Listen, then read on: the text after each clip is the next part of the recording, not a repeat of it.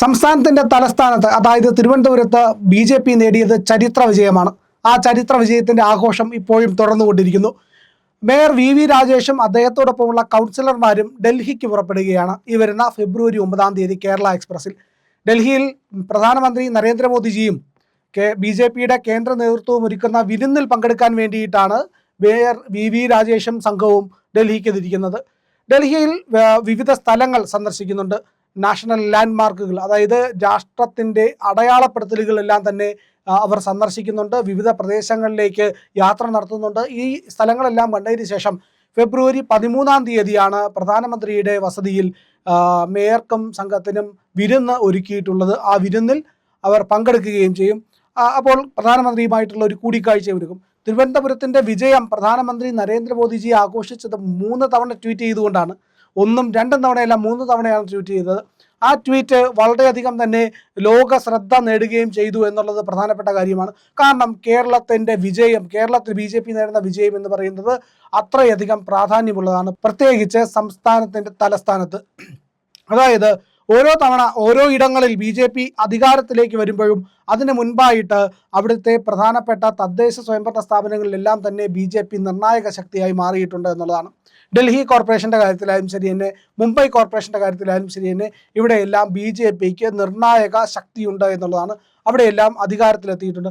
ഗുജറാത്ത് പിടിക്കുന്നതിന് മുമ്പ് ഗുജറാത്തിലെ പ്രധാനപ്പെട്ട നഗരസഭകളിലാണ് BJP ആധിപത്യം ഉറപ്പിച്ചത്. അതിനുശേഷമാണ് സംസ്ഥാനത്തിൻ്റെ ഭരണത്തിലേക്ക് എത്തുന്നത് എന്നുള്ള പ്രധാനപ്പെട്ട കാര്യം കൂടിയുണ്ട്. അങ്ങനെയാണെങ്കിൽ അടുത്ത BJP ലക്ഷ്യം വെക്കുന്നത് സംസ്ഥാനത്തിൻ്റെ ഭരണം തന്നെയായിരിക്കും. നിയമസഭാ തെരഞ്ഞെടുപ്പ് ഒരു നിർണായകമായ ഒരു ഗെയിമായി മാറാൻ പോവുകയാണ്. പ്രധാനമന്ത്രി ലക്ഷ്യം വെക്കുന്നതും അത് തന്നെയാണ്.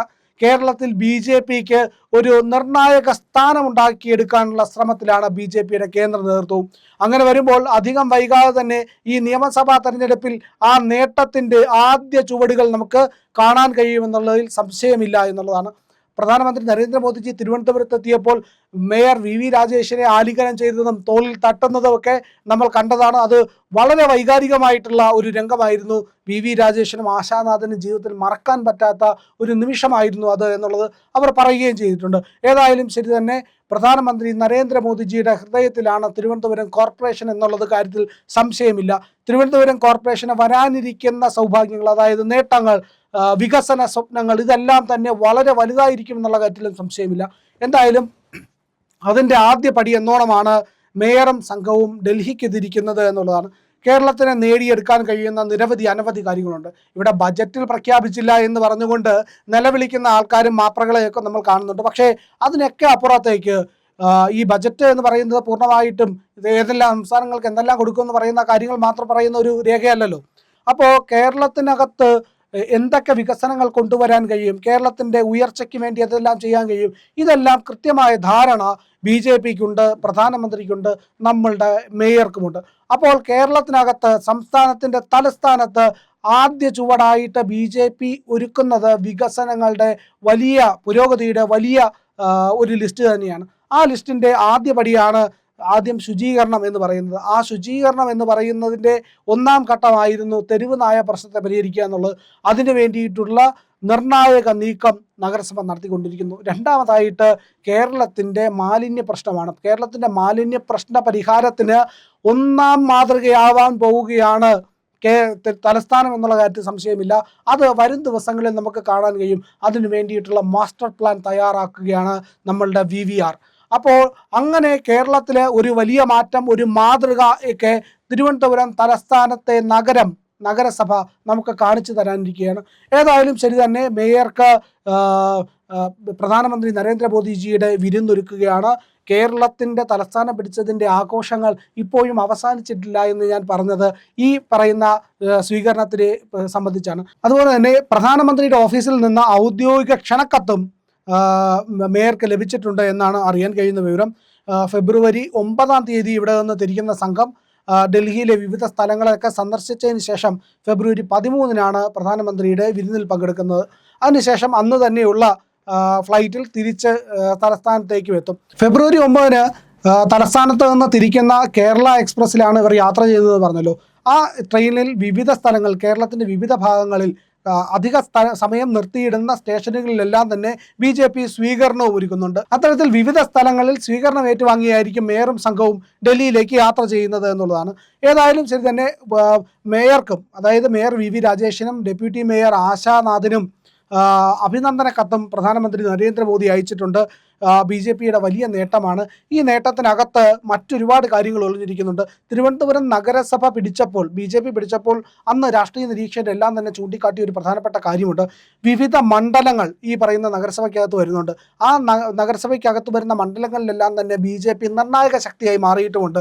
അങ്ങനെയാണെങ്കിൽ അധികം വൈകാതെ നടക്കാനിരിക്കുന്ന നിയമസഭാ തെരഞ്ഞെടുപ്പിൽ BJPക്ക് വലിയ നേട്ടം ഉണ്ടാക്കാനാകും. ആ നേട്ടങ്ങളുടെ ആദ്യപടിയാണ് നഗരസഭ എന്ന് വിലയിരുത്തിയതിൽ ഒരു തെറ്റുമില്ല എന്ന് ഈ വരാനിരിക്കുന്ന തെരഞ്ഞെടുപ്പ് നമ്മളോട് പറയും എന്നുള്ള സംശയമില്ലാത്ത കാര്യമാണ്. അപ്പോൾ പ്രധാനമന്ത്രി നരേന്ദ്രമോദിജി 3 തവണ ട്വീറ്റ് ചെയ്ത, ആശംസകൾ അറിയിച്ച, നേരിട്ടെത്തി അഭിനന്ദിച്ച തിരുവനന്തപുരം നഗരസഭയുടെ നഗരപിതാവിനെ രാജ്യ തലസ്ഥാനത്തേക്കാണ് ക്ഷണിച്ചിരിക്കുന്നത്. അവിടെ ഒരുക്കുന്നത് വലിയ സ്വീകരണമാണ്. ആ സ്വീകരണത്തിൽ പങ്കെടുത്തതിന് ശേഷം കൂടുതൽ ഊർജ്ജത്തോടു കൂടി മേയറും അദ്ദേഹത്തിൻ്റെ സംഘവും തിരിച്ച് കേരളത്തിലേക്ക് എത്തും. തലസ്ഥാനത്തിൻ്റെ വികസനത്തിൻ്റെ തേരോട്ടമാണ് നടക്കാനിരിക്കുന്നത് എന്നുള്ള കാര്യത്തിൽ സംശയമില്ല. അങ്ങനെ ഒരു വലിയ അധ്യായം രാജ്യ തലസ്ഥാനത്ത് കുറിക്കാൻ പോകുന്നു. കേരളത്തിന് വരാനിരിക്കുന്ന വിജയത്തിൻ്റെ ഒരു അധ്യായമായിട്ട് അത് മാറും. BJPയുടെ വിജയത്തിൻ്റെ അധ്യായമായിട്ട് അത് മാറും, അതിൽ സംശയമില്ല. അപ്പോൾ മേയർക്കും അദ്ദേഹത്തോടൊപ്പമുള്ള കൗൺസിലർമാർക്കും BJPയുടെ പ്രവർത്തകർക്കും എല്ലാം തന്നെ ആശംസകൾ. പ്രിയപ്പെട്ട പ്രേക്ഷകരെ, ഇത്തരത്തിൽ മറ്റുള്ളവർ പറയാത്ത വാർത്തകൾ നിങ്ങളിലേക്ക് എത്തിക്കുന്നത് ഇന്ത്യ ലൈവാണ്. ഇന്ത്യ ലൈവിന് നിങ്ങൾ നൽകുന്ന പിന്തുണയ്ക്ക് നന്ദി. ആ പിന്തുണ ഞങ്ങൾക്ക് ലഭിക്കേണ്ടത് സബ്സ്ക്രിപ്ഷനായിട്ടാണ്. അതുകൊണ്ട് തന്നെ ഇന്ത്യ ലൈവിൻ്റെ ലോഗോയിൽ ക്ലിക്ക് ചെയ്യുക. നിങ്ങൾക്ക് ചാനലിനകത്തേക്ക് പ്രവേശിക്കാനാകും. അവിടെ സബ്സ്ക്രൈബ് ബട്ടണുണ്ട്, അതിൽ ഒന്ന് അമർത്തുക. അതുപോലെ തന്നെ തൊട്ടടുത്തുള്ള ബെൽ ഐക്കൺ കൂടി അമർത്തുക. അപ്പോൾ ഞങ്ങൾ അപ്ലോഡ് ചെയ്യുന്ന വീഡിയോകൾ യഥാസമയത്ത് നിങ്ങളിലേക്ക് നോട്ടിഫിക്കേഷനായിട്ടെത്തും. അതോടൊപ്പം തന്നെ ഓരോ വീഡിയോകളും കാണുമ്പോൾ ആ വീഡിയോകൾ ലൈക്ക് ചെയ്യുക. വീഡിയോകളിൽ നിങ്ങളുടെ അഭിപ്രായങ്ങൾ കമൻറ്റുകളായി രേഖപ്പെടുത്തുക. വീഡിയോകൾ ഷെയർ ചെയ്യുക. മറ്റുള്ളവരോട് നമ്മുടെ ഇന്ത്യ ലൈവ് സബ്സ്ക്രൈബ് ചെയ്യാൻ പറയുക.